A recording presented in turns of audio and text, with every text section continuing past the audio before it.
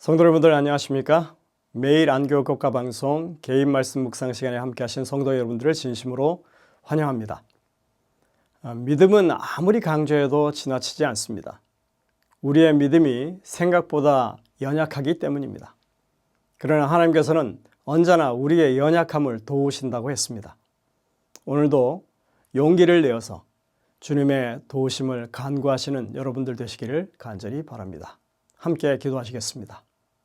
하늘에 계신 아버지 하나님, 비록 저희들이 부족하고 모자라는 그런 존재들이지만 하나님께서 우리에게 모든 것을 은혜로 주셔서 우리가 하나님의 크신 축복으로 구원을 얻게 하시니 감사를 드립니다. 주님, 저희들이 늘 주님을 의지하고 믿음 가운데 올바르게 설 수 있도록 저희들에게 힘과 능력을 허락하여 주옵기를 예수님의 이름으로 간절히 기도드립니다. 아멘. 화요일 소지의 제목은 약속의 상속자들입니다. 우선 여호수아서의 첫 부분의 말씀 1장 2절과 3절의 말씀을 봉독하겠습니다.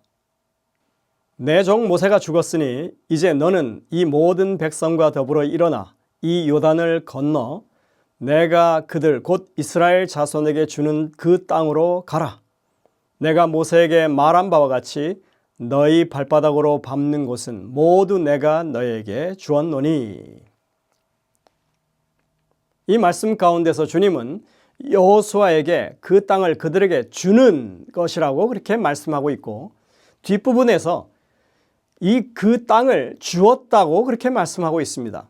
도대체 이것은 무슨 의미일까요? 가나안 땅은 그 원 소유주가 하나님이십니다. 그래서 그 땅을 이스라엘 백성들에게 선물로 주신다는 거죠. 여호수아 1장 2절 3절에서 주다라고 하는 동사는 두 가지 형태로 사용되고 있는데, 이것은 그 땅을 주시는 두 가지 중요한 측면을 우리에게 나타내 보여주는 것입니다. 첫 번째 형태는 하나님께서 그 땅을 주시는 과정 중에 있음을 나타내는 말입니다. 이 말씀이 주어지는 당시에 이스라엘 백성들은 요단강 동편에 있었습니다. 아직 약속의 땅 대부분을 차지하지 못한, 아직 서편으로 건너가지도 못한 그런 상황이었습니다. 그래서 주다라고 하는 이 동사의 분사 형태를 사용해서 주고 있는 이라고 그렇게 표현한 것이죠. 그리고 그것을 능동형으로 사용해서 주시는 분이 하나님이시라고 하는 사실을 분명하게 강조하고 있습니다. 그러니까 이 구절을 읽을 때 가나안 땅은 하나님이 지금 주고 있는 땅이고 주시는 분은 바로 내가 라고 하는 하나님이라고 하는 사실을 강조하고 있다고 하는 것입니다. 이 말을 정확하게 우리가 이해하면 이 말씀이 무엇을 지금 강조하고 있는지를 생각할 수 있는 것이죠. 이미 요단 동편의 길르앗 땅, 그것을 르우벤과 갓과 므낫세 반지파에게 주었고, 그리고 이제 요단 서편의 가나안 땅도 주신다. 그러니 지금 하나님은 그 말씀대로 약속대로 지금 그들에게 그 땅을 주고 계시는 것입니다. 그리고 이어지는 3절에서는 이 주다라고 하는 동사가 완료형으로 사용되었습니다. 완료형은 그 특성상 과거처럼 그렇게 해석이 됩니다. 그 땅에 이미 그들에게 주어졌다고 하는 인상을 주는 것입니다.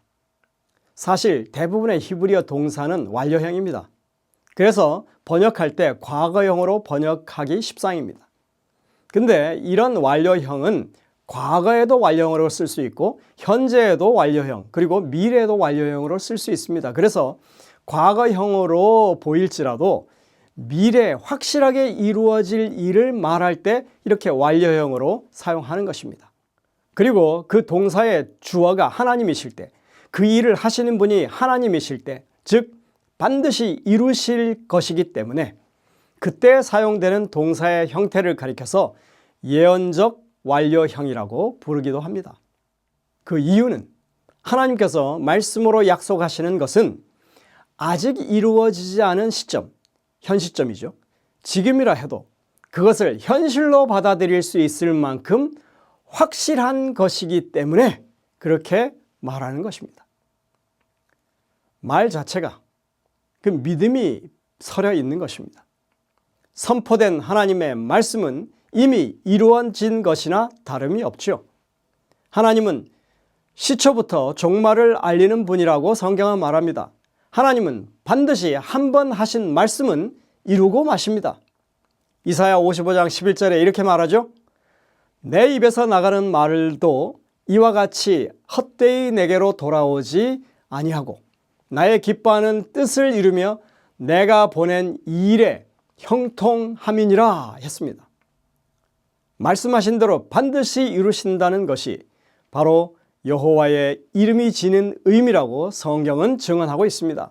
이사야 55장 13절입니다. 이것이 여호와의 기념이 되며 영영한 표징이 되어 끊어지지 아니하리라.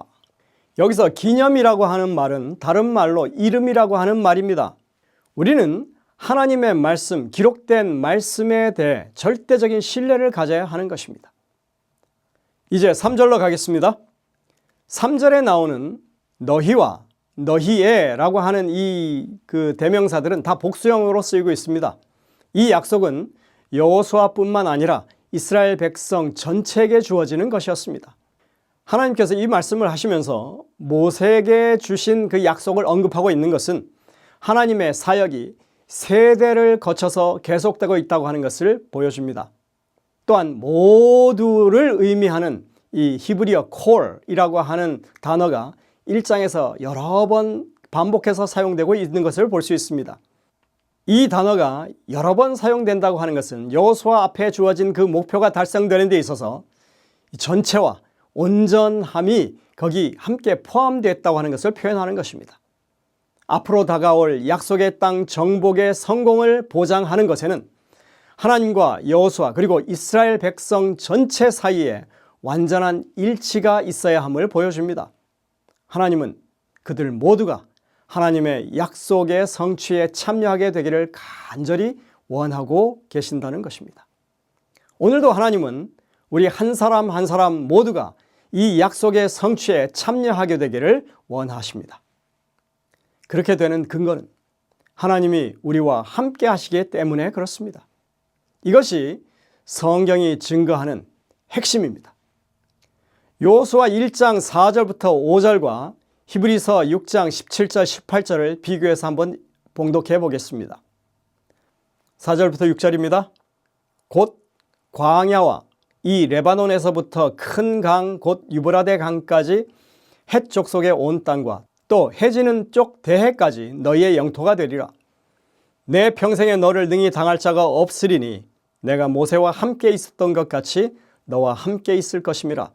내가 너를 떠나지 아니하며 버리지 아니하리니 강하고 담대하라. 너는 내가 그들의 조상에게 맹세하여 그들에게 주리라 한 땅을 이 백성에게 차지하게 하리라. 히브리서 6장 17절 18절입니다. 하나님은 약속을 기업으로 받는 자들에게 그 뜻이 변하지 아니함을 충분히 나타내 보이시려고 그 일을 맹세로 보증하셨나니 이는 하나님이 거짓말을 하실 수 없는 이 두 가지 변하지 못할 사실로 말미암아 앞에 있는 소망을 얻으려고 피난처를 찾은 우리에게 큰 위안을 받게 하려 하심이라. 아직 약속의 땅에 발을 들여놓지 못했죠. 그 약속은 아직 약속이었을 뿐이지만 하나님은 그것을 유업이라고 이미 받은 유산이라고 부르십니다. 이미 상속된 것입니다. 하나님의 약속에 이 마법 같은 힘이 있는 것이 아닙니다. 약속 그 자체에는 성취를 보장하는 능력이 없죠. 그런데 무엇이 그것을 가능하게 한다고요? 우리는 여호수아를 세우시는 모습 속에서 그 비결을 발견합니다. 그 약속의 성취를 보장하는 것은 바로 내가 너와 함께 있을 것이라고 말씀하는 하나님의 임재에 있습니다. 하나님의 임재, 이것이 성경이 말하는 비결입니다. 실제로 하나님의 임재는 이스라엘 백성의 생존에 아주 결정적인 요인입니다. 그것은 변하지 않는 진리로 지금까지도 내려오고 있습니다. 주님의 임재가 없었다면 그들은 수많은 민족 가운데 하나가 될 수밖에 없을 것입니다. 특별한 부르심이나 정체성 또는 사명을 가질 수가 없었을 것입니다. 오직 주님의 임재만이 그들을 구별하고 특별하게 만드는 것입니다. 이것이 바로 여호수아가 성공하는 전부였습니다. 오늘날도 변한 것은 없습니다. 이것이 성경 전체를 흐르는 핵심 기별입니다. 하나님은 범죄한 아담과 하와를 찾아서 구원을 약속하시고 그들과 함께 하시기 위해서 어린 양 희생을 통해서 하나님의 의를 상징하는 가죽옷을 해 입히셨습니다. 에녹은 하나님과 동행했고 노아도 하나님과 동행했습니다. 아브라함은 하나님의 벗이라고 불렸습니다. 다윗을 가리켜서는 하나님과 그 마음이 합한 사람이라고 했습니다. 그리고 하나님은 광야로 나온 이스라엘 백성들을 고아처럼 버려두지 아니하시고 그들 가운데 거하시기 위해서 성소를 지으라고 하셨습니다. 성소는 하나님 자신을 가리켰습니다. 임재의 증거였습니다. 이 땅에 구원자로 오신 예수님의 이름을 임마누엘이라고 지으셨습니다. 우리와 함께 하시는 하나님이라는 뜻이죠. 이름조차도 그런 임재를 말했습니다. 주님이 죽으시고 부활하셔서 승천하시면서 우리에게 약속하셨던 그 말씀, 마태복음 28장 20절의 그 말씀, 내가 세상 끝날까지 너희와 항상 함께 있으리라고 하신 그 말씀이 바로 이 기별의 일관성을 보여주고 있습니다. 그리고 성경은 새 예루살렘이 이 땅에 내려와서 영원한 세상이 열릴 때 하나님이 우리와 영원히 함께 하실 것이라는 말씀으로 그 말씀을 종결하고 있습니다. 하나님은 영이시고 무소부재하십니다. 따라서 하나님은 우리를 떠나신 적이 없습니다. 단지 우리가 하나님의 함께 하심을 인정하지 못하는 것입니다. 그러니 하나님의 임재를 인정하고 하나님과 동행하는 것은 하나님이 문제를 가지고 있는 것이 아니라 우리가 문제를 가지고 있는 것입니다. 오늘 하나님의 임재를 여러분들 믿음으로 받아들이시고 허락된 약속을 상속받는 특권과 축복을 누리게 되시기를 간절히 바라면서 말씀을 드립니다. 기도하시겠습니다.